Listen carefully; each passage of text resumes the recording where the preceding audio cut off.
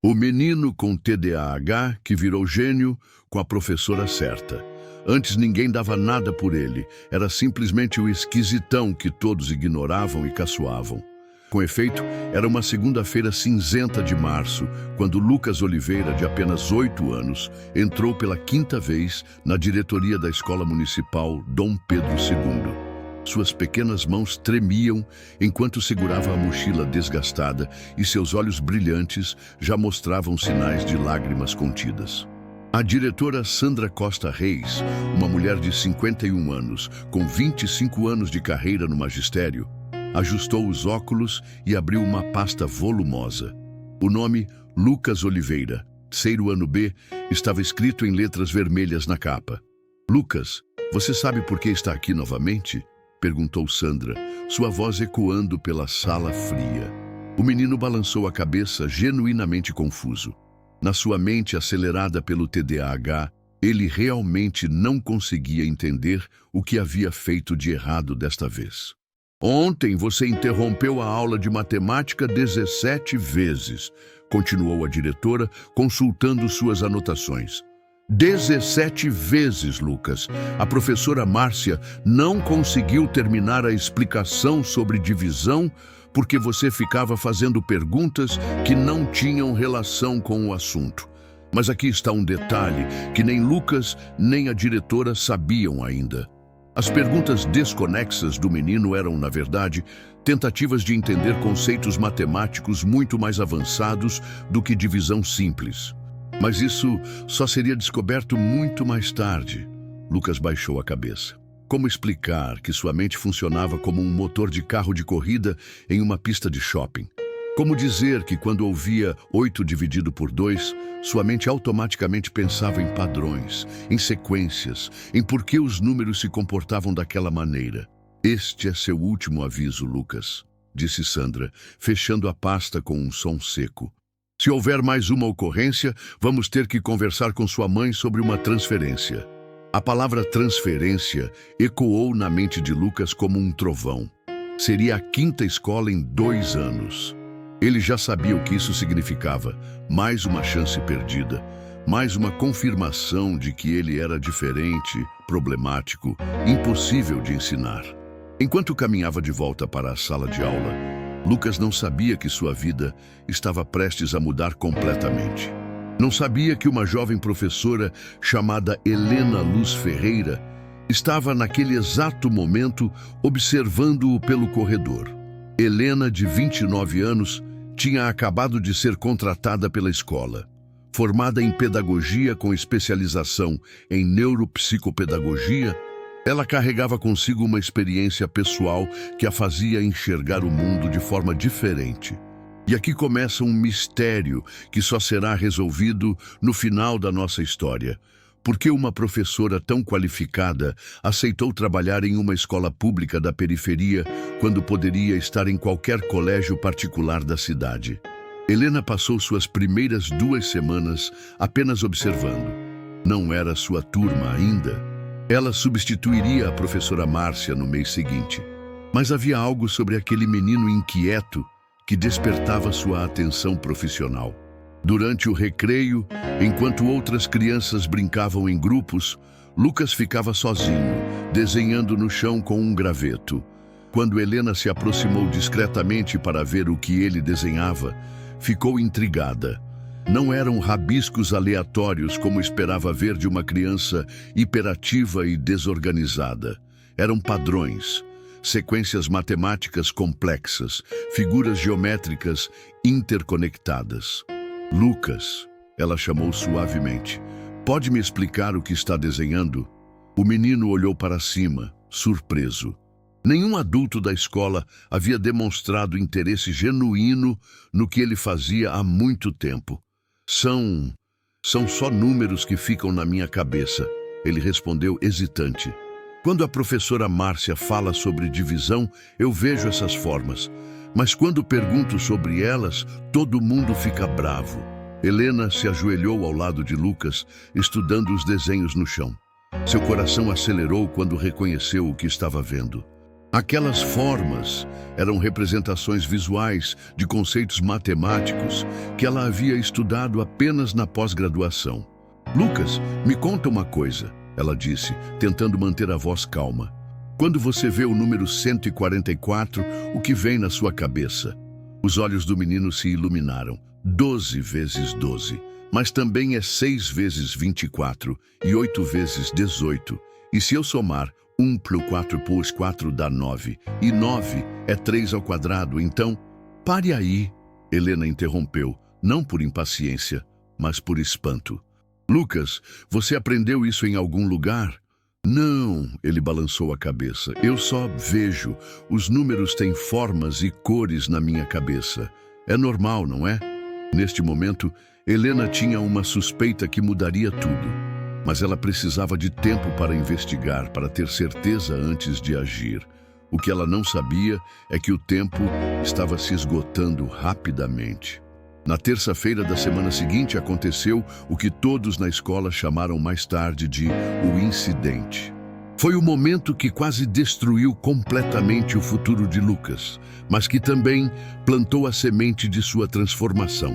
A aula era de ciências e a professora Márcia explicava sobre o sistema solar. Lucas, como sempre, estava inquieto. Mexia na carteira, tamborilava os dedos, balançava a perna. Comportamentos típicos de TDAH que, infelizmente, eram interpretados como desrespeito. Lucas, pare com isso e preste atenção, advertiu Márcia pela terceira vez em 10 minutos. Mas então algo extraordinário aconteceu. Márcia mencionou que a Terra estava a 150 milhões de quilômetros do Sol. A mente de Lucas disparou. Ele visualizou a distância, começou a calcular velocidades, órbitas, tempo de luz. Suas mãos se moviam freneticamente no ar, como se estivesse resolvendo equações invisíveis. 150 milhões, ele murmurou, perdido em pensamentos. Então a luz leva 8 minutos e 20 segundos para chegar aqui. Mas se Júpiter está 5 vezes mais longe... Lucas! Gritou Márcia. Está me escutando ou não? Professora, Lucas levantou a mão, os olhos brilhando de empolgação. Se a luz do Sol leva 8 minutos para chegar na Terra e Júpiter recebe essa luz bem mais fraca porque está muito mais longe, então... Lucas, estamos falando sobre planetas, não sobre velocidade da luz. Márcia o interrompeu. Você nem sabe fazer uma divisão direito e quer falar sobre coisas de físico? A sala inteira riu. Foi uma risada cruel, infantil, mas que cortou Lucas como uma lâmina. Aquela risada representava anos de humilhação, de incompreensão, de ser tratado como o diferente problemático. Algo se quebrou dentro dele. Eu sei sim! Lucas gritou, levantando-se bruscamente. Eu sei mais do que vocês pensam. Só porque eu não consigo ficar quieto, não significa que eu sou burro. O silêncio que se seguiu foi ensurdecedor. 30 pares de olhos infantis fixos nele. Uma professora boquiaberta e Lucas tremendo de raiva e frustração no meio da sala. Diretoria, agora, disse Márcia, apontando para a porta. Enquanto Lucas caminhava pelo corredor em direção ao seu destino já conhecido, Helena, que estava na sala ao lado, ouviu tudo. Ela sabia que aquele seria o momento decisivo. Era agora ou nunca. Na diretoria, Sandra já tinha o telefone na mão, discando para Carla Oliveira, mãe de Lucas e faxineira que trabalhava em 3 empregos diferentes para sustentar o filho. Senhora Carla, é da escola do Lucas novamente. Do outro lado da linha, Carla fechou os olhos. Era a 4ª ligação naquele mês. Ela sabia o que vinha a seguir. Mais uma reclamação, mais uma advertência, mais uma confirmação de que estava falhando como mãe. O que ele fez desta vez? Perguntou sua voz já cansada, às 10 da manhã. Desrespeitou a professora, gritou com a turma, causou mais um distúrbio na sala de aula, listou Sandra mecanicamente. Senhora Carla, precisamos conversar pessoalmente, hoje à tarde. Carla sabia o que isso significava. Trabalhando como faxineira em 3 lugares diferentes, um escritório de manhã, uma clínica à tarde e um prédio comercial à noite, ela não podia se dar ao luxo de perder mais meio-dia de trabalho. Mas também não podia perder o filho. Eu vou estar aí às 2 da tarde, disse, desligando o telefone. Mas nem Carla, nem Sandra sabiam que Helena estava formulando um plano. Um plano arriscado que poderia custar seu emprego, mas que poderia salvar o futuro de Lucas. Enquanto Lucas esperava na diretoria, mexendo nervosamente com os cordões do tênis, Helena bateu na porta. "Sandra, posso falar com você por 1 minuto?" perguntou, entrando sem esperar resposta. "Helena, não é um bom momento. Estou lidando com mais uma situação do Lucas. É exatamente sobre isso que quero falar", Helena disse, fechando a porta atrás de si. "Posso fazer uma proposta?" Sandra franziu a testa. "Que tipo de proposta?" "Me dê 2 semanas com Lucas. 2 semanas para trabalhar com ele usando métodos diferentes. Se eu não conseguir uma mudança significativa em seu comportamento, você pode proceder com a transferência." "Helena, você nem conhece o histórico completo deste menino. Ele já passou por 4 escolas. Tem TDAH severo. Os pais já tentaram de tudo." "Justamente por isso," Helena a interrompeu, "porque eu acredito que o problema não é o Lucas. O problema é como estamos tentando ensiná-lo." Sandra olhou para Lucas, que estava ouvindo tudo com os olhos arregalados, depois para Helena. 2 semanas, ela disse finalmente. Mas na primeira ocorrência grave, acabou. O que Sandra não sabia é que Helena havia identificado algo extraordinário em Lucas. Algo que mudaria não apenas a vida do menino, mas toda a visão da escola sobre educação especial. Helena passou a madrugada inteira planejando. Sua pequena sala, agora transformada em laboratório experimental, estava cheia de materiais não convencionais. Blocos de montar, bolas coloridas, quebra-cabeças complexos e até um quadro branco portátil coberto de equações. Na manhã seguinte, em vez de levar Lucas para a sala de aula tradicional, Helena o conduziu para a sua oficina pedagógica. "Lucas, hoje vamos fazer um experimento", ela disse, vendo a confusão nos olhos do menino. "Você vai me ajudar a entender como sua mente funciona. E eu vou te ajudar a mostrar para todos o que você realmente sabe." Lucas olhou ao redor, intrigado. "Professora, por que tem todos esses brinquedos aqui?" "Porque," Helena sorriu, "descobri que sua mente precisa de movimento para funcionar melhor. Então, vamos aprender matemática caminhando, ciências montando e português criando histórias." Ela começou com um teste simples. Colocou 12 blocos coloridos sobre a mesa. "Lucas, me mostra diferentes maneiras de dividir esses blocos em grupos iguais." O menino, inicialmente hesitante, começou a separar os blocos. Mas em vez de fazer divisões simples, ele começou a criar padrões complexos, agrupamentos por cor e forma, sequências que seguiam lógicas matemáticas sofisticadas. "Olha, professora," ele disse empolgado. "Se eu fizer 3 grupos de 4, posso fazer um triângulo. Mas se fizer 4 grupos de 3, posso fazer um quadrado. E se..." Helena parava de anotar e apenas observava. Em 20 minutos, Lucas havia demonstrado compreensão de conceitos de geometria, álgebra básica e até teoria dos números que não faziam parte do currículo do 3º ano. Mas o que aconteceu a seguir deixou Helena completamente sem palavras. "Professora," Lucas disse, ainda brincando com os blocos, "por que na escola a gente só aprende um jeito de fazer as coisas? Matemática tem várias cores e formas na minha cabeça, mas na sala de aula tudo é preto no quadro branco." Helena se ajoelhou na altura dos olhos de Lucas. "Como assim? Matemática tem cores para você?" "É. Quando vejo o número 7, ele é azul. O 3 é amarelo. E quando multiplico 7 vezes 3, vejo azul e amarelo se misturando e virando verde, que é 21. O coração de Helena disparou. Ela estava diante de um caso de sinestesia matemática, uma condição rara onde números, operações e conceitos matemáticos são percebidos através de cores, formas ou outras sensações. Uma característica frequentemente associada a gênios matemáticos. Durante o fim de semana, Helena não conseguiu parar de pensar sobre Lucas. Ela pesquisou casos similares, consultou colegas da pós-graduação e até ligou para seu orientador na universidade. Helena, disse o professor Dr. Marcos Ribeiro, o que você está descrevendo são características de superdotação em matemática. Você já considerou fazer uma avaliação formal do QI desta criança? Mas ele tem TDAH, Helena argumentou. Todo mundo na escola diz que ele é problemático, que não consegue se concentrar. Exatamente por isso, Marcos a interrompeu. Crianças superdotadas com TDAH são frequentemente mal interpretadas. A hiperatividade pode ser resultado da frustração intelectual. Elas pensam mais rápido do que o ambiente educacional consegue acompanhar. Helena desligou o telefone com uma mistura de excitação e responsabilidade esmagadora.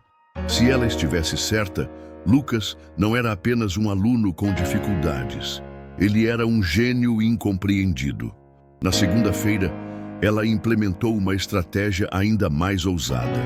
Em vez de exercícios do trecho ano, apresentou problemas de matemática do ensino médio para Lucas, mas de forma lúdica.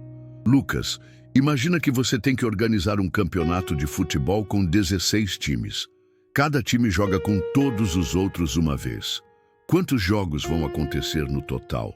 Lucas pegou os blocos coloridos e começou a simular. Seus olhos brilhavam enquanto criava combinações, contava possibilidades, eliminava repetições. 120 jogos! Ele exclamou após 10 minutos de concentração total. Porque cada time joga 15 vezes. Então, 16 vezes 15 dá 240. Mas estou contando cada jogo 2 vezes. Então é 240 dividido por 2. Helena conferiu a resposta. Estava correta. Um problema de análise combinatória resolvido intuitivamente por uma criança de 8 anos. Mas o que aconteceu no dia seguinte mudou tudo para sempre. A harmonia durou exatamente 1 semana e 2 dias. Na quarta-feira de manhã, a diretora Sandra apareceu na oficina pedagógica de Helena sem avisar. Helena, preciso falar com você, agora. O tom não era amigável. Helena pediu para Lucas continuar resolvendo um quebra-cabeças e seguiu Sandra até a diretoria. Márcia veio falar comigo ontem. Sandra começou, fechando a porta. Ela disse que você está fazendo Lucas brincar em vez de estudar, que ele está perdendo conteúdo curricular importante. Sandra, eu posso explicar. E tem mais. Sandra a interrompeu. Os outros professores estão comentando que você está mimando o menino, que ele precisa aprender disciplina, não ser recompensado por mau comportamento. Helena sentiu a raiva subindo, mas respirou fundo. Em 1 semana de trabalho diferenciado, Lucas não teve nenhuma ocorrência disciplinar. Nenhuma, Sandra. Ele está mais calmo, mais focado, porque não está numa sala de aula de verdade. Sandra bateu a mão na mesa. Ele precisa aprender a se comportar no ambiente real, não numa sala cheia de brinquedos. Então me dê mais tempo para provar que... Não, Sandra foi categórica. Acabou a experiência. Lucas volta para a sala de aula normal amanhã. E se não conseguir se adaptar, a transferência acontece na sexta-feira. Helena saiu da diretoria sabendo que tinha menos de 48 horas para provar o que acreditava sobre Lucas. E ela tinha um plano arriscado. Um plano que poderia custar seu emprego, mas que poderia mudar para sempre a vida daquele menino. Naquela tarde, Helena fez algo que nunca havia feito na vida. Mentiu para um diretor de escola. Sandra, ela disse, batendo na porta da diretoria. Posso fazer uma última proposta? Helena, já conversamos sobre isso. Uma demonstração pública. Helena a interrompeu. Amanhã, na frente de toda a equipe pedagógica, vou provar que Lucas tem capacidades extraordinárias. Se eu falhar, nunca mais questiono seus métodos. Se eu conseguir... Sandra olhou para Helena com ceticismo. Se você conseguir o quê? Se eu conseguir demonstrar que Lucas tem potencial intelectual excepcional, você considera mudanças na abordagem educacional da escola. Helena, você está apostando sua carreira numa criança hiperativa. Estou apostando minha carreira numa criança que pode ser um gênio, Helena corrigiu. Me dê essa chance. Sandra suspirou. Quinta-feira, 14h, sala de reuniões, todos os professores presentes. Você tem 30 minutos. Enquanto Helena se preparava para o que poderia ser a apresentação mais importante de sua vida, Lucas estava em casa, sem saber que seu destino seria decidido no dia seguinte. Carla preparava o jantar. Macarrão instantâneo com ovo, como quase todas as noites, quando notou que Lucas estava quieto demais. Filho, como foi a escola hoje? Mãe. Lucas olhou para ela com olhos sérios demais para uma criança de 8 anos. Por que todo mundo acha que eu sou problemático? Carla sentou ao lado do filho, sentindo o coração se apertar. Como explicar para uma criança que o mundo às vezes não está preparado para pessoas diferentes? Lucas, você não é problemático. Você é especial. Especial como diferente esquisito ou especial como diferente bom? A pergunta cortou Carla como uma lâmina. Seu filho de 8 anos já havia aprendido que ser diferente, no mundo em que viviam, era geralmente algo ruim. Especial como diferente bom, meu amor. Muito bom. Mas nem Carla imaginava quão bom Lucas realmente era. Quinta-feira, 14h. A sala de reuniões da escola estava cheia.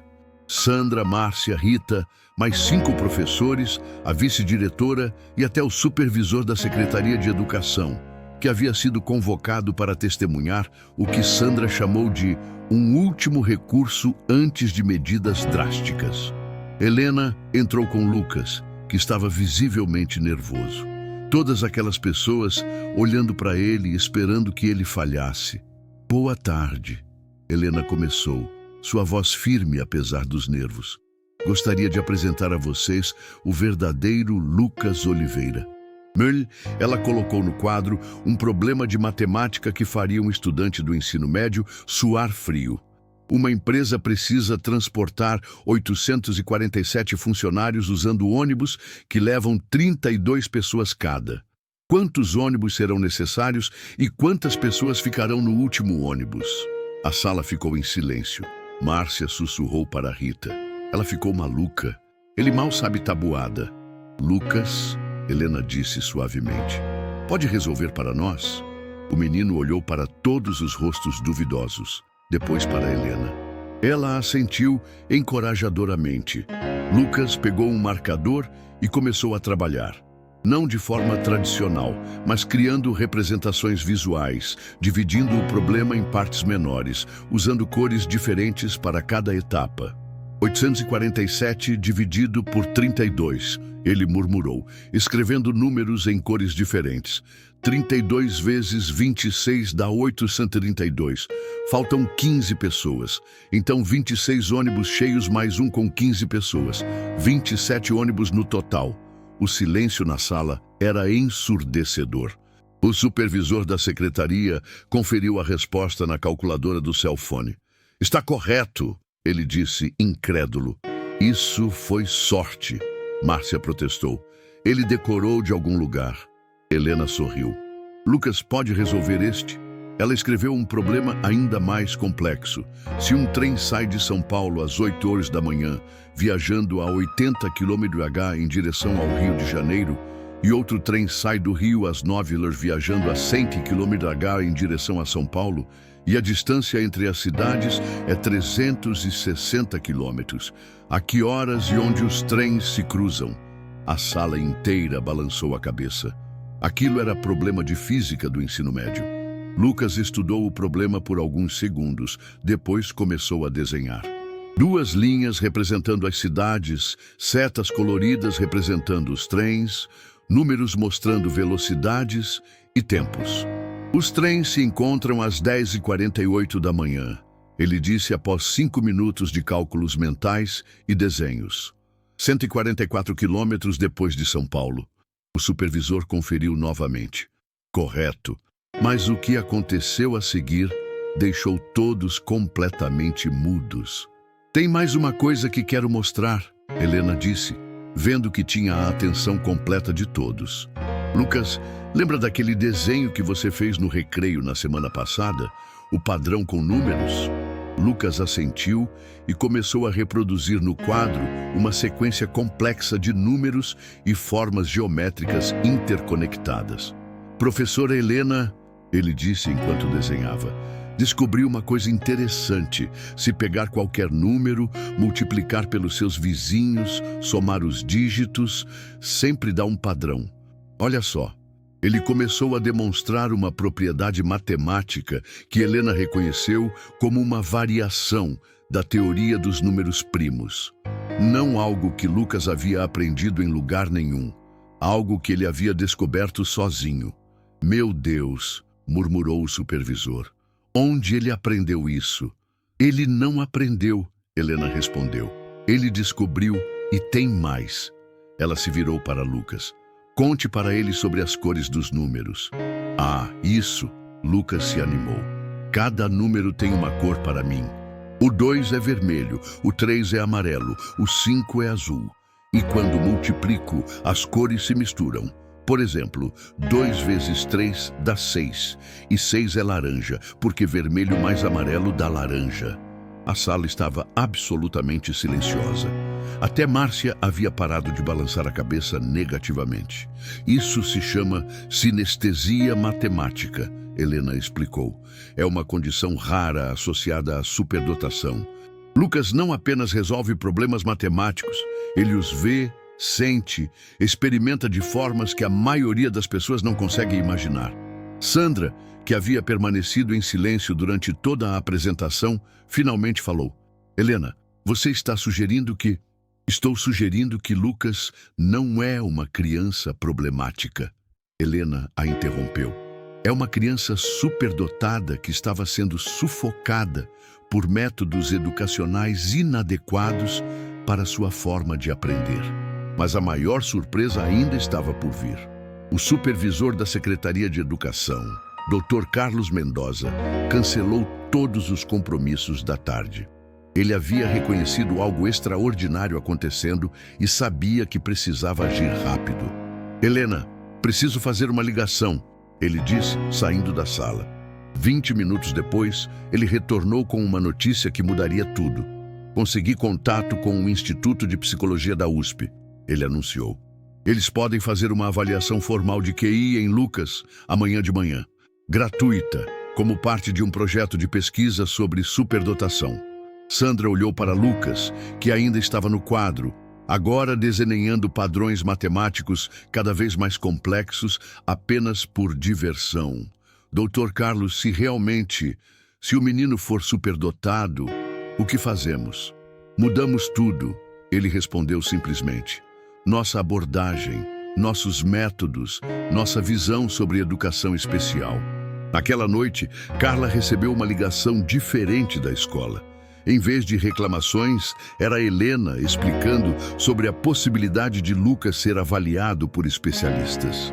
Senhora Carla, sei que isso pode soar estranho depois de tudo que vocês passaram, mas acredito que Lucas pode ter habilidades intelectuais excepcionais. Carla, exausta após mais um dia de trabalho triplo, mal conseguiu processar a informação.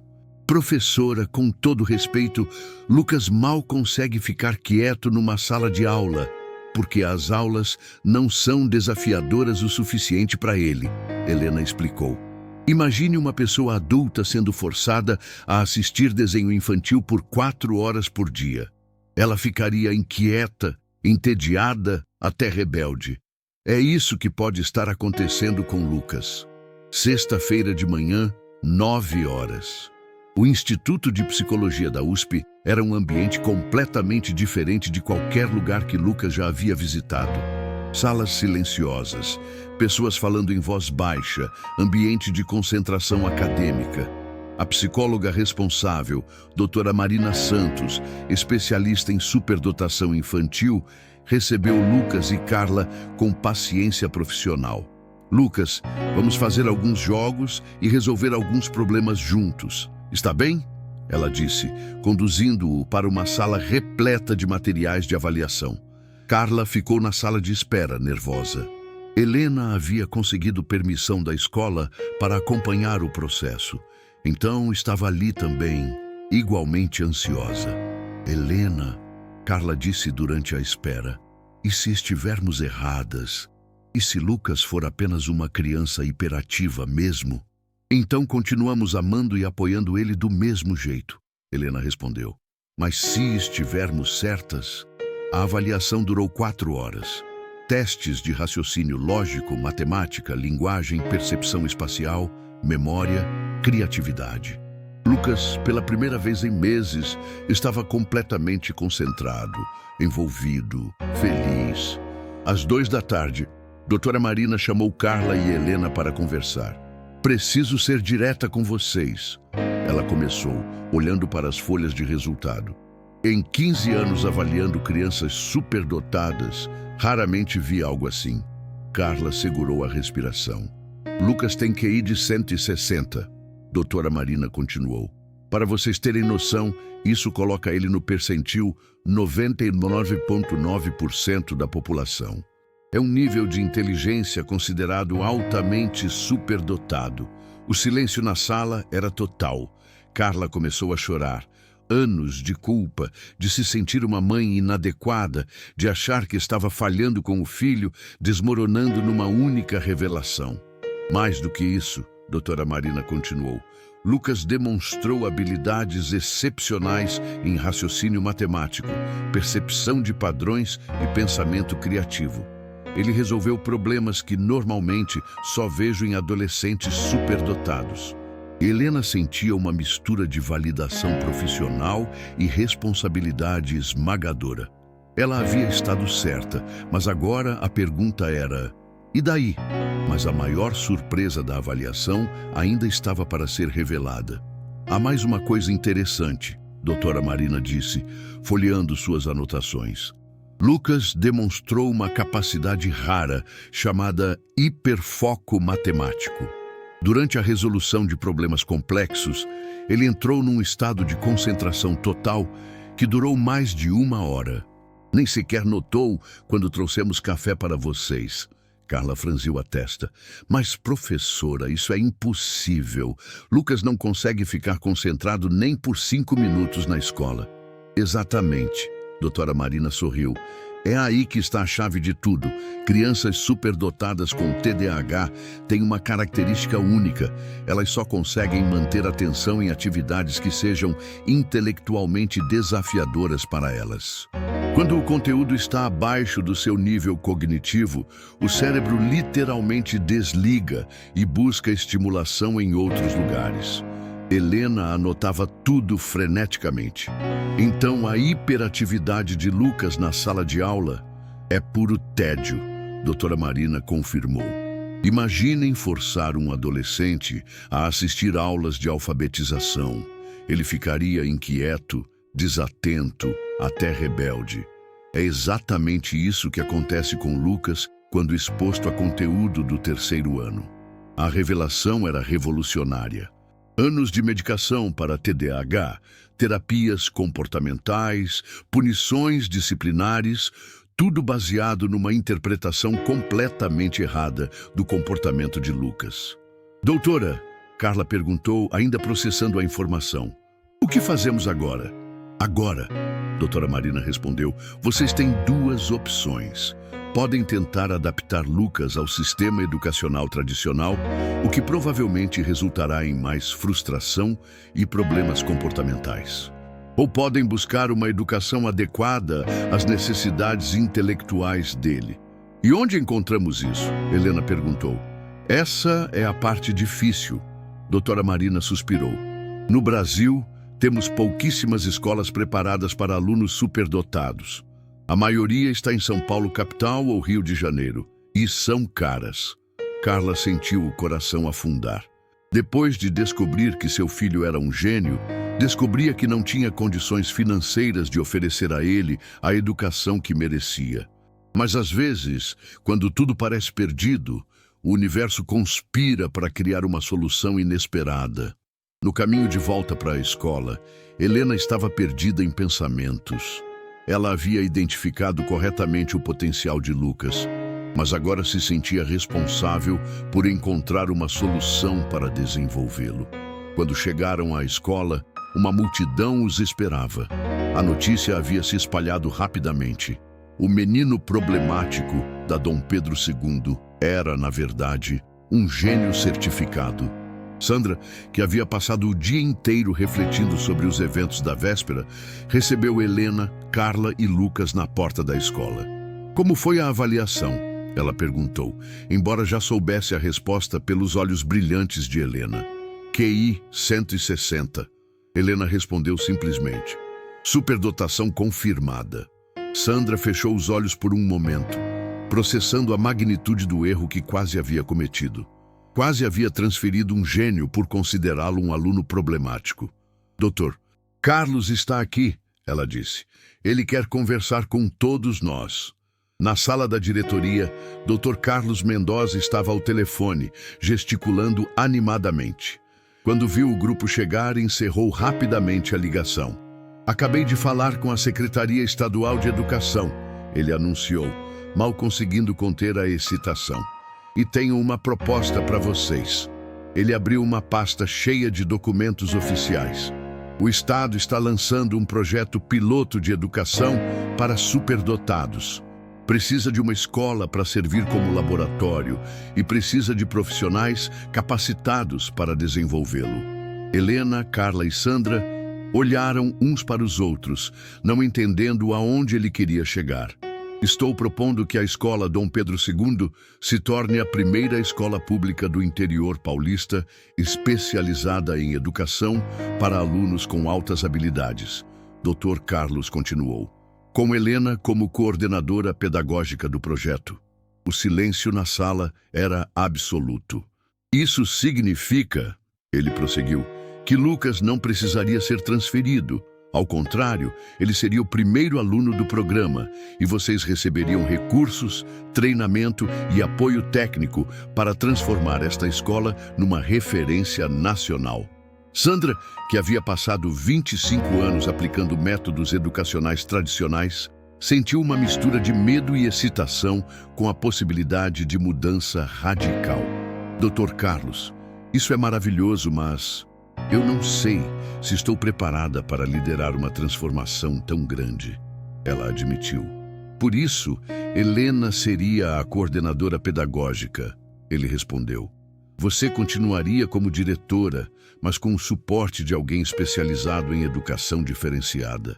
Mas havia um obstáculo que ninguém havia mencionado ainda. E os outros professores? Márcia falou pela primeira vez desde que havia entrado na sala. Eu trabalho aqui há 15 anos. Aprendi a dar aula de um jeito. Agora vocês querem que eu mude tudo?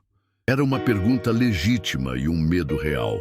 Mudanças educacionais, por mais necessárias que sejam, sempre encontram resistência de profissionais que se sentem ameaçados ou inadequados. Márcia, Helena disse suavemente, ninguém está dizendo que você não é uma boa professora. Estamos dizendo que existem crianças que precisam de abordagens diferentes.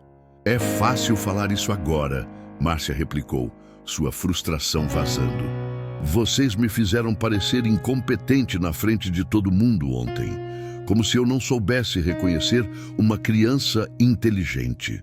O comentário atingiu o cerne de um problema maior: como implementar mudanças sem desvalorizar profissionais dedicados que fizeram o melhor que puderam com os recursos e conhecimentos que tinham? Dr. Carlos percebeu a tensão e interveio. Márcia, o projeto inclui capacitação intensiva para todos os professores interessados. Cursos na USP, workshops com especialistas, aumento salarial para quem se especializar em educação para superdotados. Os olhos de Márcia se iluminaram pela primeira vez. Aumento salarial? Sim, Dr. Carlos confirmou. O Estado está investindo pesado nesse projeto. Professores especialistas receberão uma gratificação de 40% sobre o salário base. Enquanto os adultos discutiam o futuro institucional, Lucas estava quieto num canto, processando tudo o que havia acontecido no último dia. Pela primeira vez na vida, ele havia se sentido inteligente, capaz, valorizado, mas também estava confuso. Professora Helena, ele disse durante uma pausa na conversa, se eu sou inteligente, por que sempre me sinto burro na escola?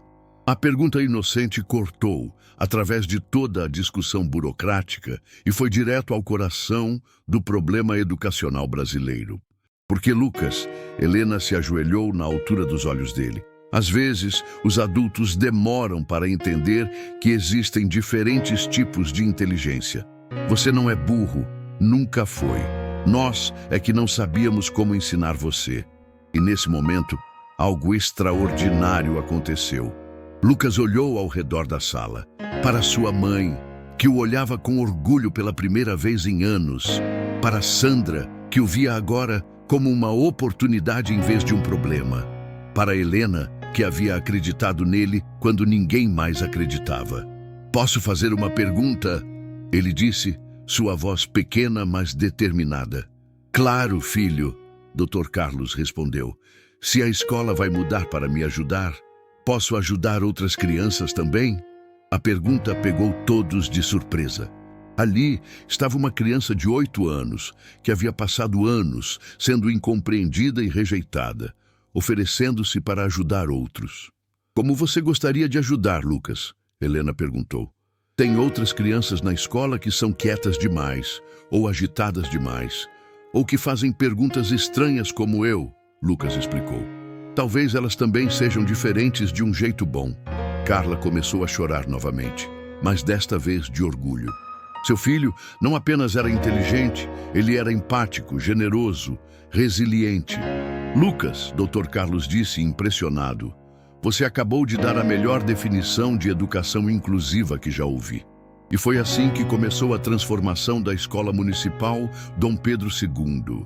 Não com decretos burocráticos ou mudanças impostas de cima para baixo, mas com a visão de uma criança que entendia que ser diferente podia ser maravilhoso. Mas a jornada de transformação estava apenas começando, e os maiores desafios ainda estavam por vir. Um mês depois da descoberta, a Escola Dom Pedro II era um laboratório de transformação educacional. Helena havia se mudado temporariamente para a cidade, vivendo num pequeno apartamento próximo à escola, dedicando 12 horas por dia ao projeto. As mudanças eram visíveis desde a entrada. Onde antes havia apenas cartazes de disciplina, silêncio é ouro, ordem e progresso. Agora havia exposições de projetos criativos dos alunos, gráficos coloridos explicando diferentes tipos de inteligência e uma grande faixa, Escola Dom Pedro II, desenvolvendo potenciais únicos. Lucas havia se tornado uma espécie de embaixador não oficial do projeto. Sua história se espalhou rapidamente pela comunidade e famílias começaram a procurar a escola com crianças que apresentavam comportamentos similares. Professora Helena, disse Dona Maria, mãe de Júlia, uma menina de 7 anos, minha filha não para de fazer perguntas sobre por que as coisas funcionam. Na escola anterior, disseram que ela era curiosa demais. Helena sorriu. Curiosidade demais era frequentemente um sinal de superdotação. Vamos fazer uma avaliação com Júlia. Enquanto isso, que tal ela participar do nosso grupo de exploração científica? O grupo de exploração científica era uma das inovações de Helena.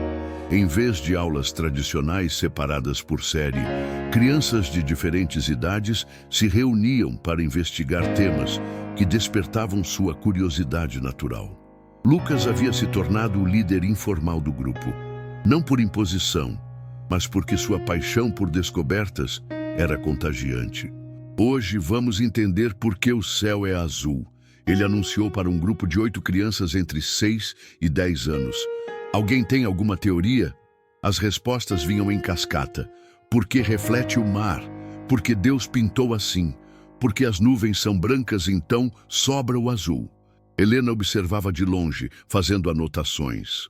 Lucas não apenas tolerava as respostas erradas, ele as usava como pontos de partida para investigações mais profundas. Vamos testar a ideia do mar, ele disse, pegando uma bacia com água.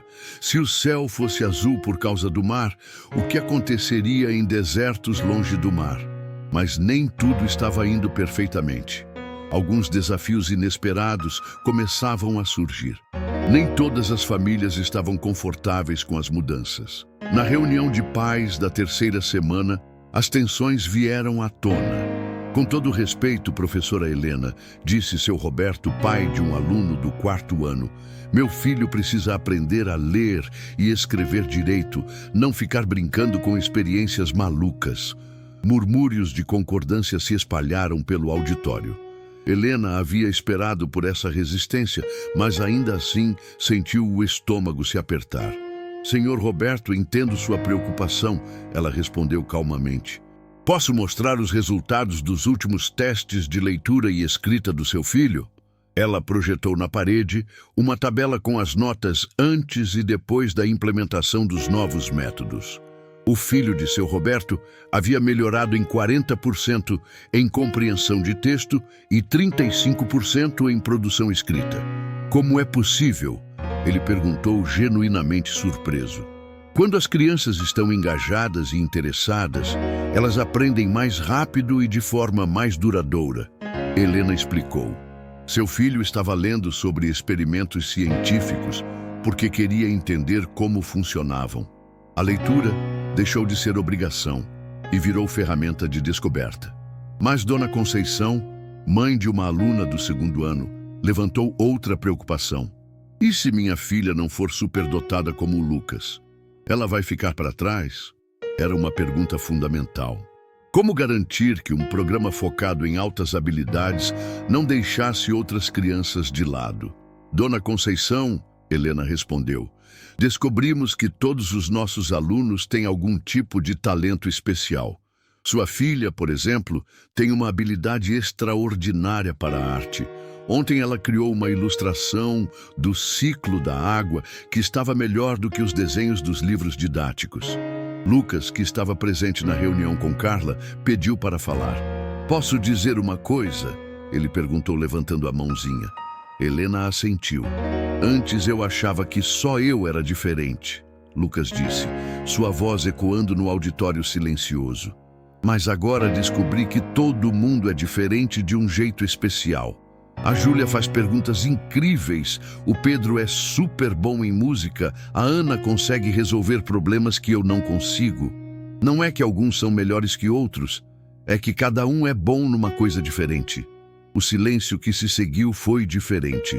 Não era resistência ou ceticismo, era reflexão. E foi nesse momento que a verdadeira transformação começou a acontecer.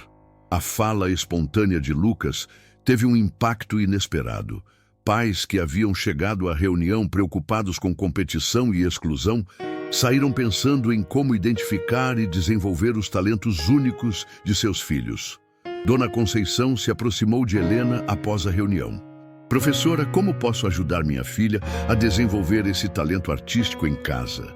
Materiais simples fazem maravilhas, Helena respondeu. Lápis de cor, papel, argila caseira, mas o mais importante é tempo e interesse genuíno pelos trabalhos dela. Seu Roberto, que havia sido o mais cético, fez uma pergunta que surpreendeu a todos. Professora, esse método funcionaria com adultos também? Pergunto por quê. Bem, eu sempre fui péssimo em matemática na escola, mas sou bom em calcular material de construção no trabalho. Helena sorriu. Senhor Roberto, o senhor acabou de descobrir que tem inteligência espacial e matemática aplicada. Só que na escola tradicional, matemática era ensinada de forma abstrata, sem conexão com aplicações práticas. Essas conversas se multiplicaram. Pais começaram a repensar suas próprias experiências escolares, questionando quantos talentos haviam sido ignorados ou mal desenvolvidos. Mas a mudança mais significativa estava acontecendo entre os próprios alunos. Lucas havia se tornado uma espécie de detector de talentos informal, identificando habilidades especiais em colegas que sempre se consideraram normais ou até abaixo da média. Professora Helena, ele disse numa manhã, puxando pela mão um menino tímido do primeiro ano. O Gabriel tem uma coisa incrível. Ele consegue imitar qualquer som que ouve, qualquer som mesmo. Gabriel, de 6 anos, havia sempre sido considerado quieto demais, quase problemático por falar pouco. Mas quando Helena pediu para ele demonstrar sua habilidade, ficou espantada. O menino imitou perfeitamente o som da chuva, do vento, de diferentes pássaros, até da máquina de xerox da secretaria. Era um talento auditivo extraordinário. Gabriel, Helena disse, ajoelhando-se na altura dos olhos do menino, você já pensou em criar histórias usando esses sons? Os olhos de Gabriel se iluminaram pela primeira vez desde que havia chegado à escola. E assim, uma descoberta levava a outra, criando uma reação em cadeia de reconhecimento e valorização de talentos únicos. 2 meses após o início do projeto, a escola Dom Pedro II recebeu uma visita que mudaria tudo. Uma comissão de especialistas da USP, liderada pela própria doutora Marina Santos, veio avaliar os resultados da experiência. Em 20 anos estudando superdotação, doutora Marina disse para Helena enquanto observavam uma aula, nunca vi uma transformação tão rápida e orgânica. Na sala, Lucas estava conduzindo um experimento sobre densidade com crianças de diferentes idades. Mas não era uma aula tradicional. Era uma investigação coletiva, onde cada criança contribuía com observações e teorias. Por que será que o óleo fica em cima da água? Lucas perguntava, despejando o óleo numa jarra transparente. Porque é mais leve, respondeu Ana, de 7 anos. Mais leve como? Lucas insistiu, não de forma pedante, mas genuinamente curiosa. Tem menos coisas dentro, Ana tentou explicar. Menos moléculas por centímetro cúbico, completou Júlia, de 8 anos, que havia desenvolvido fascinação por termos científicos. O doutor Ricardo Monteiro, especialista em educação inclusiva que acompanhava a doutora Marina, fez uma anotação importante. As crianças estão aprendendo umas com as outras, em vez de apenas receber informação passivamente. Mas o que mais impressionou os especialistas foi o que aconteceu durante o recreio.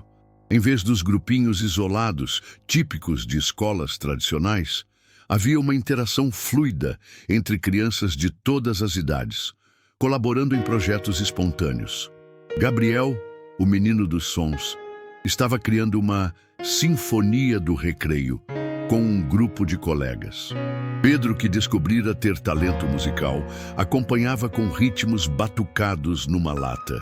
Júlia desenhava as partituras dos sons que Gabriel criava. Isso não é recreio, Dr. Ricardo murmurou para a doutora Marina. É aprendizado orgânico em ação. Mas a maior surpresa da visita ainda estava por vir. Durante a avaliação individual dos alunos, os especialistas fizeram uma descoberta que surpreendeu até Helena. Das 47 crianças da escola que haviam passado por avaliações mais detalhadas, 23 mostravam algum tipo de alta habilidade ou talento excepcional. Isso é estatisticamente impossível, Dr. Ricardo disse, revisando os dados pela 3ª vez. A incidência de superdotação na população geral é de cerca de 3 a 5%. Aqui temos quase 50%. Doutora Marina tinha uma teoria. Não é que essas crianças se tornaram superdotadas. É que elas sempre foram, mas nunca tiveram a oportunidade de demonstrar seus talentos. A descoberta levantou uma questão revolucionária. Quantos alunos médios ou problemáticos no sistema educacional brasileiro eram, na verdade, talentos não identificados? Olhem os históricos escolares dessas crianças. Helena mostrou uma pilha de documentos. Pedro, que agora sabemos ter inteligência musical excepcional, estava repetindo o segundo ano por dificuldades de aprendizagem. Ana, que tem talento artístico extraordinário, era considerada desatenta porque ficava desenhando durante as aulas. Lucas, que havia se tornado o símbolo não oficial da transformação, fez uma observação que deixou todos reflexivos. Talvez o problema não seja que algumas crianças são especiais e outras não. Talvez o problema seja que a escola antiga só sabia ver um tipo de especial. A partir dessa descoberta, a equipe de especialistas começou a desenvolver uma teoria educacional completamente nova: o modelo de talentos múltiplos integrados. Mas implementar essa nova visão educacional trouxe desafios que ninguém havia antecipado. A notícia sobre a Escola dos Gênios se espalhou rapidamente pela região. Jornais locais publicaram reportagens. Famílias de outras cidades começaram a procurar vagas e a Secretaria de Educação recebeu pressão para expandir o projeto. Mas o crescimento trouxe problemas inesperados. Helena, temos um problema, Sandra disse numa manhã, entrando na sala da coordenadora com uma expressão preocupada. Recebemos 127 pedidos de transferência esta semana. Não temos estrutura para receber tantas crianças. Era um dilema cruel.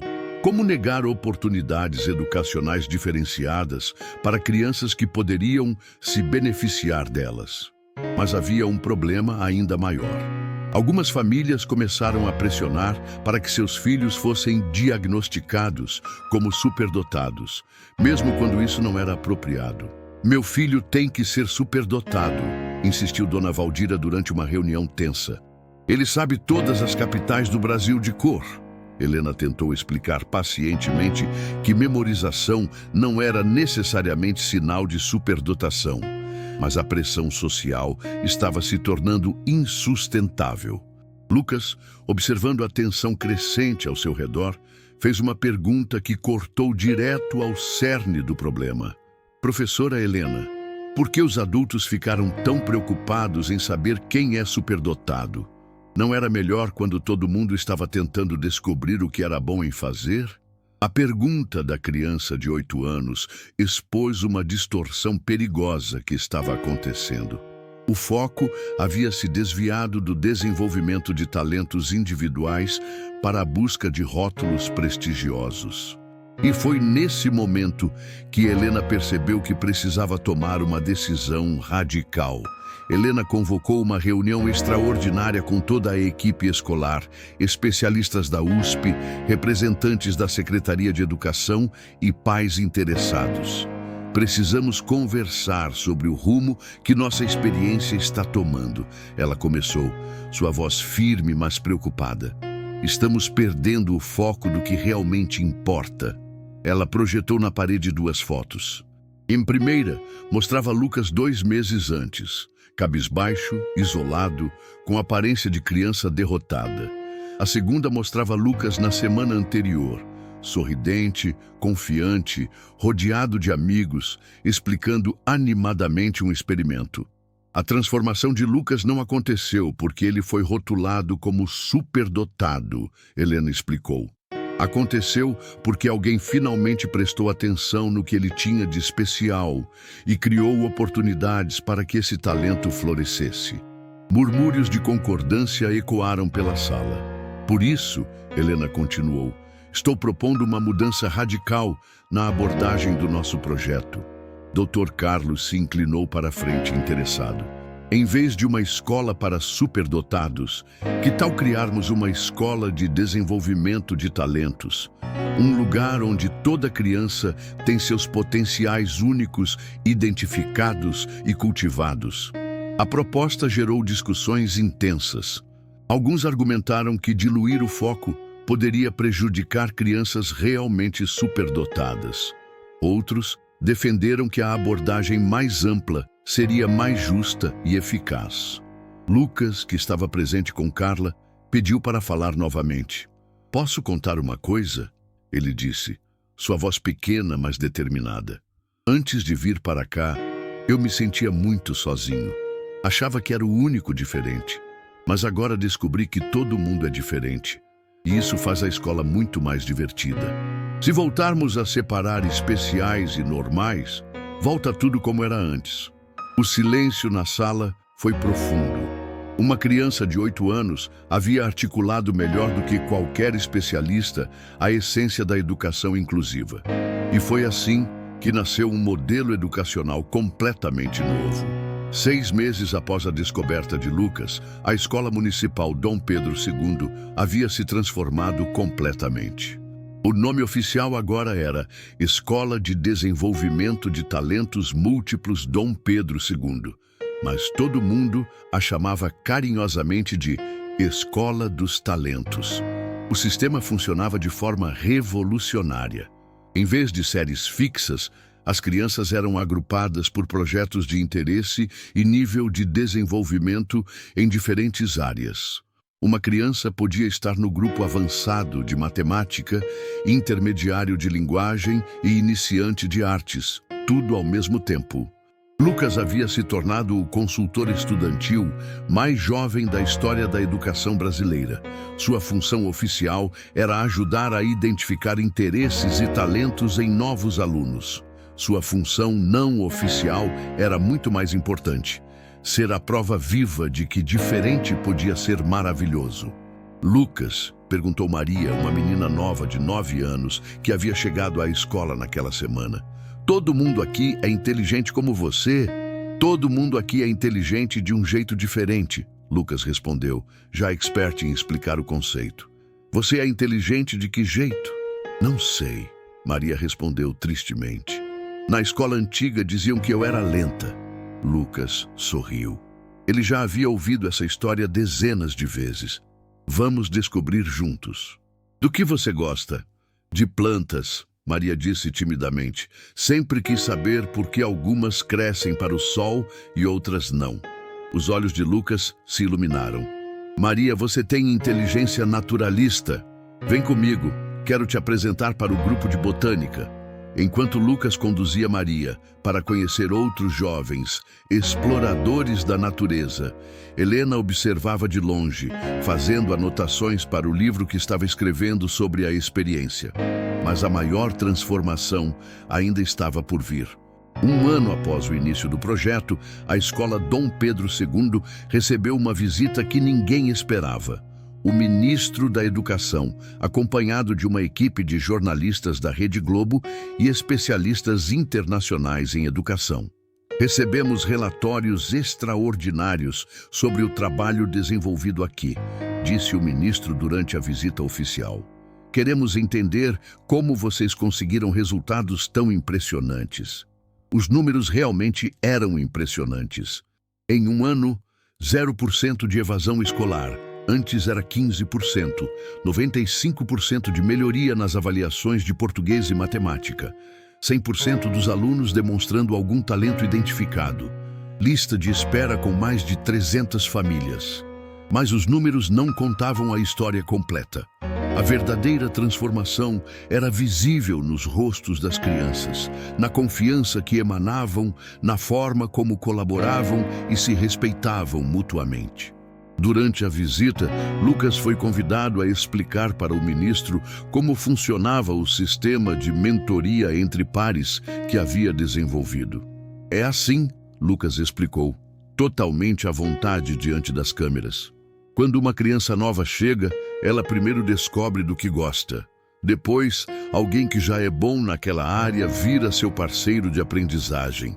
E todo mundo que é bom em algo também ensina para outros. E como você se sente sendo considerado o primeiro superdotado da escola? Perguntou uma jornalista. Lucas pensou por um momento. Na verdade, prefiro ser chamado de o primeiro que foi entendido, porque agora que todo mundo é entendido, é muito melhor. A resposta se tornou viral nas redes sociais. Mas de primeiro que foi entendido, virou um movimento nacional de reconhecimento de talentos diversos em crianças. Mas uma surpresa ainda maior estava reservada para o final da visita. Ao final da visita oficial, O ministro da Educação fez um anúncio que deixou todos boquiabertos. Com base nos resultados extraordinários observados aqui, ele disse durante uma coletiva de imprensa no auditório da escola: o Ministério da Educação está lançando o Programa Nacional de Desenvolvimento de Talentos Múltiplos. Nosso objetivo é implementar essa metodologia em 100 escolas brasileiras nos próximos 2 anos. A plateia explodiu em aplausos, mas Helena sentia uma mistura de orgulho e responsabilidade esmagadora. Professora Helena, continuou o ministro, gostaríamos de convidá-la para coordenar nacionalmente esse programa. Você se mudaria para Brasília e teria uma equipe de 50 especialistas para replicar essa metodologia em todo o Brasil. Helena olhou para Lucas, que estava na primeira fila ao lado de Carla. O menino que havia mudado sua vida profissional estava sorrindo, mas ela via algo mais em seus olhos. Ministro, é uma honra receber esse convite, Helena respondeu cuidadosamente. Mas posso ter alguns dias para pensar? Após a coletiva, Helena e Lucas conversaram a sós no pátio da escola.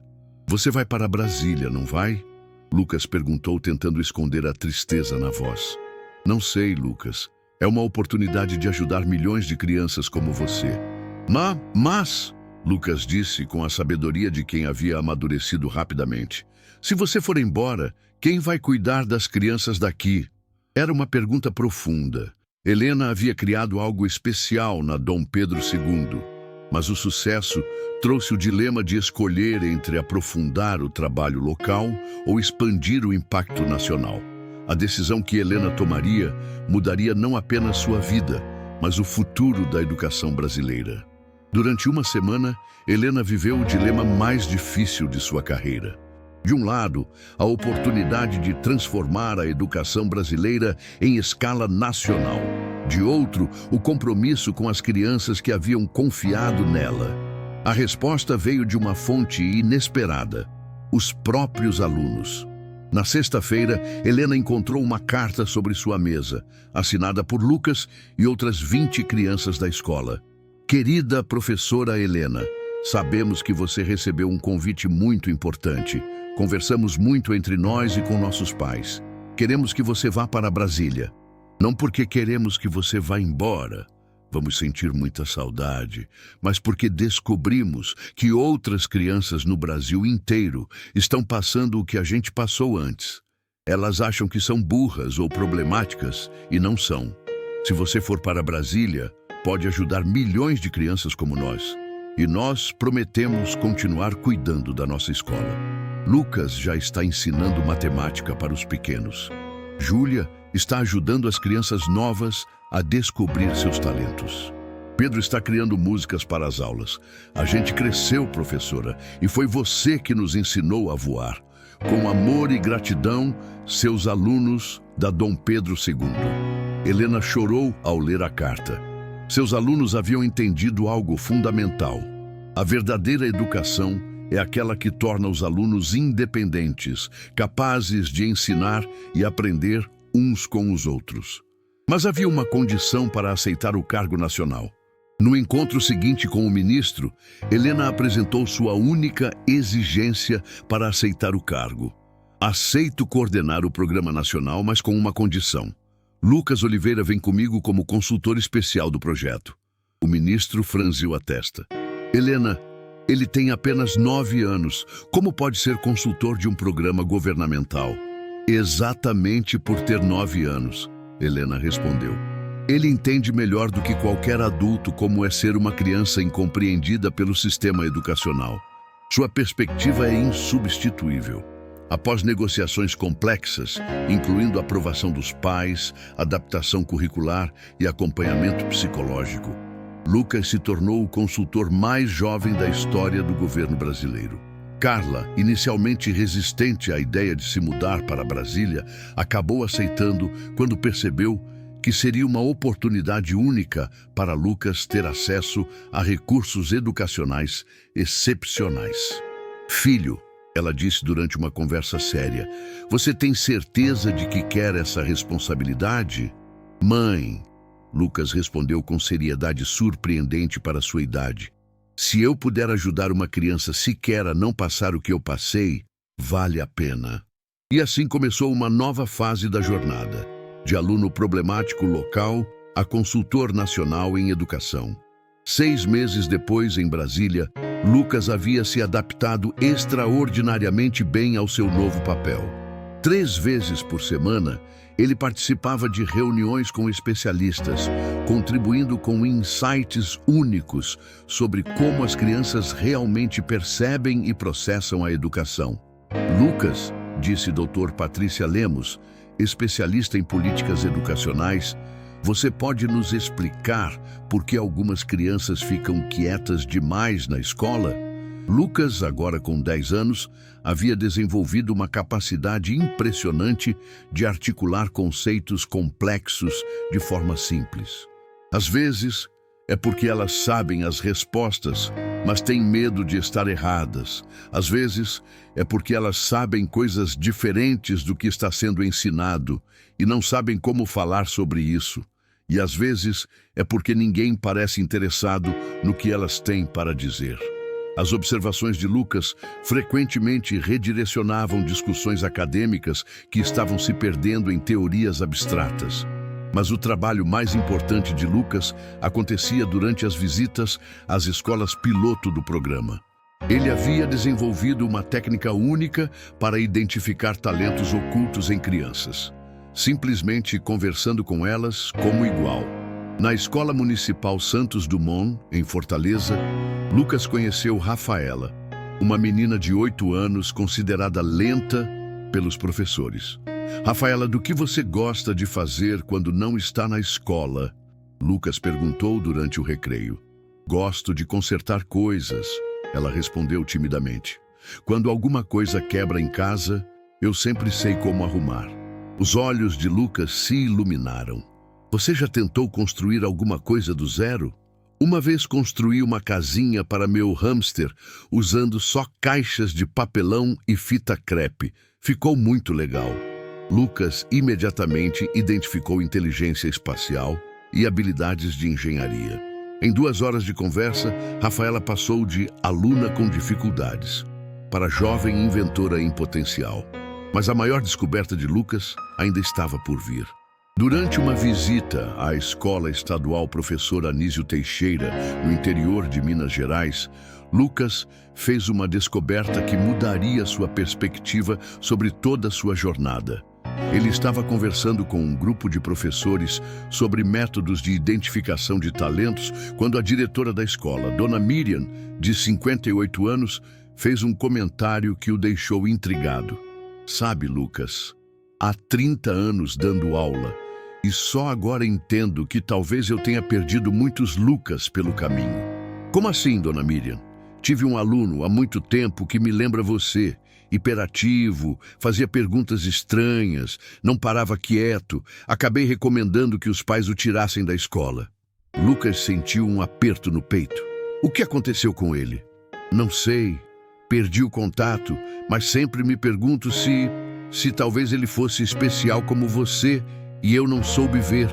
Naquela noite no hotel, Lucas ligou para Helena. Professora Helena, quantas crianças como eu você acha que existem no Brasil? Muitas, Lucas. Por isso estamos fazendo esse trabalho. Não, quero dizer, quantas crianças que já foram machucadas pelo sistema, que já cresceram achando que são burras ou problemáticas? Helena percebeu aonde Lucas queria chegar. Você está pensando nos adultos que passaram pelo que você passou? É. Professora Helena, e se a gente pudesse ajudar eles também?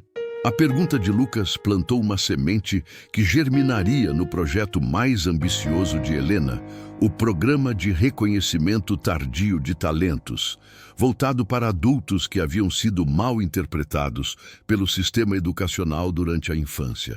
E foi assim que a jornada de um menino considerado problemático se transformou em uma revolução educacional nacional. Em uma manhã ensolarada de março, Lucas, agora com 12 anos, estava no Palácio do Planalto para a cerimônia de lançamento do Programa Nacional de Educação Inclusiva de Talentos, que havia beneficiado mais de 100 mil crianças em todo o Brasil. O programa havia evoluído muito além das expectativas iniciais. Além de identificar superdotados, havia criado uma metodologia para reconhecer e desenvolver talentos diversos: inteligência emocional, liderança natural, habilidades artísticas, pensamento crítico, criatividade aplicada. Lucas, disse o presidente da República durante a cerimônia, você pode nos contar como se sente, sabendo que sua história mudou a vida de tantas crianças? Lucas, que havia crescido não apenas em altura, mas em maturidade, respondeu com a sabedoria de quem havia vivido uma transformação extraordinária. Senhor presidente, descobri que minha história não era especial por eu ser superdotado. Era especial porque alguém acreditou em mim quando eu não acreditava em mim mesmo. E agora, cada criança que descobre que é capaz de coisas incríveis está vivendo a mesma magia que eu vivi. Ele fez uma pausa, olhando para as câmeras de TV que transmitiam para todo o país. Quero dizer para todas as crianças que estão assistindo, se vocês se sentem diferentes, se os adultos dizem que vocês são problemáticos, se vocês acham que são burros, vocês não são. Vocês só precisam encontrar a pessoa certa que saiba enxergar o que vocês têm de especial. Mas a maior surpresa da cerimônia ainda estava por vir. Durante a recepção após a cerimônia, Helena foi abordada por uma mulher elegante de cerca de 45 anos. Professora Helena, sou Sandra Costa Reis, ex-diretora da escola Dom Pedro II. Helena ficou surpresa. Sandra havia se aposentado um ano após o início do projeto e elas haviam perdido contato. Sandra, como você está? Quero te contar uma coisa, Sandra disse, os olhos brilhando. Depois de ver a transformação na nossa escola, resolvi voltar a estudar. Fiz pós-graduação em Educação Especial e Neuropsicopedagogia. Agora, trabalho como consultora em Identificação de Talentos Múltiplos. Helena sorriu. Sandra, que maravilha! Mas tem mais, Sandra continuou. Lembra da professora Márcia que inicialmente resistiu às mudanças? Claro que lembro. Ela se tornou uma das maiores especialistas do país em educação para crianças com TDAH. Desenvolveu uma metodologia própria que está sendo usada em 5 estados. Era incrível como a transformação havia se espalhado além das crianças, alcançando também os educadores. Nesse momento, Lucas se aproximou das duas. Dona Sandra, ele exclamou, correndo para abraçar sua ex-diretora. A senhora veio! Não perderia por nada, Lucas. Você sabe que foi você quem mudou minha vida também, né? Como assim? Você me ensinou que educação não é sobre controlar crianças. É sobre libertar o potencial que elas têm dentro delas. E nesse reencontro emocional, todos perceberam como uma única história havia criado ondas de transformação que continuavam se espalhando. No final da cerimônia, um homem de terno elegante se aproximou de Lucas com um sorriso misterioso. Lucas Oliveira, ele disse em inglês com sotaque americano.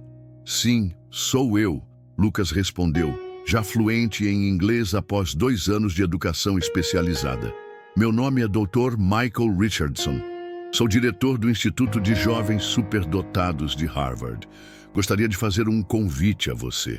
Lucas olhou para Helena e Carla, que haviam se aproximado rapidamente.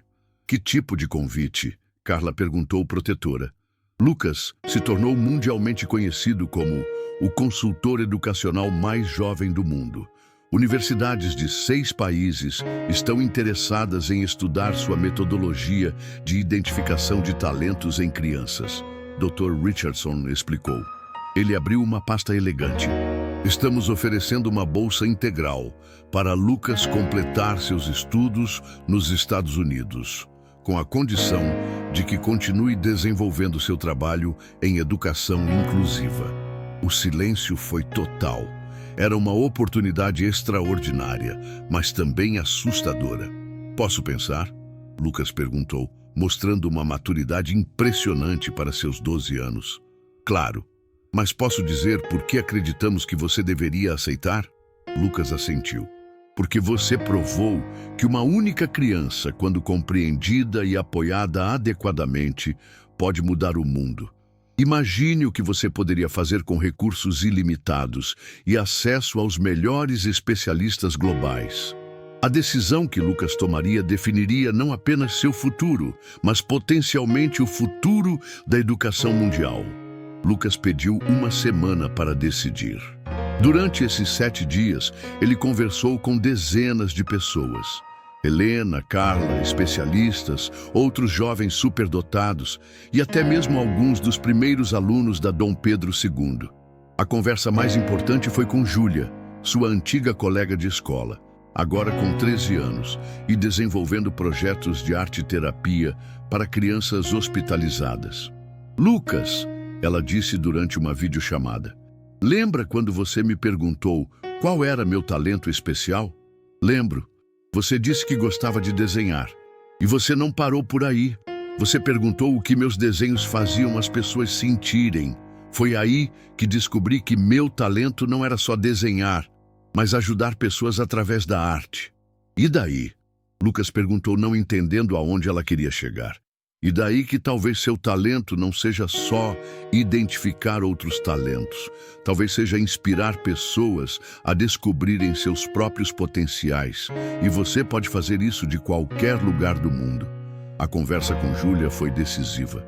Lucas percebeu que sua verdadeira vocação não era ser um consultor mirim para sempre, mas desenvolver ferramentas e métodos que outras pessoas pudessem usar para transformar a educação. No final da semana, ele tomou sua decisão, uma decisão que surpreenderia a todos. Em vez de simplesmente aceitar ou recusar a oferta de Harvard, Lucas fez uma contraproposta que deixou o Dr. Richardson boquiaberto. Doutor Richardson, aceito estudar em Harvard. Lucas começou durante uma videoconferência, mas com 3 condições. O diretor se inclinou para frente, intrigado. Primeira, quero desenvolver um programa de intercâmbio entre Harvard e escolas públicas brasileiras. Estudantes americanos viriam ao Brasil aprender sobre inclusão educacional e jovens brasileiros talentosos iriam para Harvard. Dr. Richardson anotou rapidamente. Segunda, quero que parte da minha formação aconteça aqui no Brasil. Não posso perder o contato com a realidade das escolas públicas brasileiras. E a terceira condição? Lucas sorriu. Quero que Helena Ferreira seja contratada como professora visitante em Harvard. Ela é quem realmente desenvolveu a metodologia que vocês querem estudar. O silêncio na videoconferência durou longos segundos. Então, Dr. Richardson começou a rir. Lucas, em 30 anos de carreira acadêmica, nunca vi um pré-adolescente negociar como um diplomata experiente. Preciso discutir com o conselho da universidade, mas suas condições são intrigantes. E assim, Lucas não apenas garantiu seu futuro educacional, mas criou uma ponte internacional para transformar a educação globalmente. 6 meses depois, Lucas estava em Cambridge, Massachusetts, mas não como um estudante tradicional. Ele havia se tornado o primeiro jovem pesquisador colaborativo da história de Harvard, dividindo seu tempo entre estudos avançados e desenvolvimento de projetos educacionais inovadores. Seu laboratório, batizado de Talent Discovery Lab, havia se tornado um dos projetos mais visitados da universidade. Estudantes de pedagogia do mundo inteiro vinham aprender os métodos Lucas de identificação de talentos. Mas o projeto mais ambicioso de Lucas era o Global Children's Voice Project, uma plataforma online onde crianças de diferentes países podiam compartilhar suas experiências educacionais e identificar talentos umas nas outras. A ideia, Lucas explicou para uma turma de mestrandos em educação, é que crianças entendem crianças melhor do que adultos às vezes. Se criarmos uma rede global de consultores mirins, podemos identificar milhões de talentos que estão sendo desperdiçados. A plataforma conectava crianças do Brasil, Estados Unidos, Finlândia, Japão, Quênia e outros 15 países.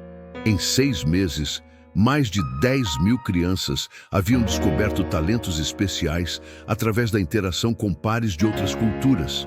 Mas a verdadeira transformação estava acontecendo no Brasil. Enquanto Lucas revolucionava a educação em Harvard, o Brasil continuava colhendo os frutos da semente plantada na pequena Dom Pedro II. Helena, agora dividindo seu tempo entre Brasília e Cambridge, havia estabelecido um programa de certificação nacional para educadores de talentos múltiplos. Mais de 5.000 professores já haviam sido capacitados na metodologia. A Escola Dom Pedro II havia se tornado um centro de peregrinação educacional. Delegações de outros países vinham estudar o modelo brasileiro de educação inclusiva. Mas quem realmente continuava o legado de Lucas eram seus antigos colegas. Júlia, agora com 15 anos, havia criado o projeto Arte para a Cura, que levava a arte-terapia para hospitais infantis de todo o país. Pedro desenvolvia músicas educativas que estavam sendo usadas em centenas de escolas.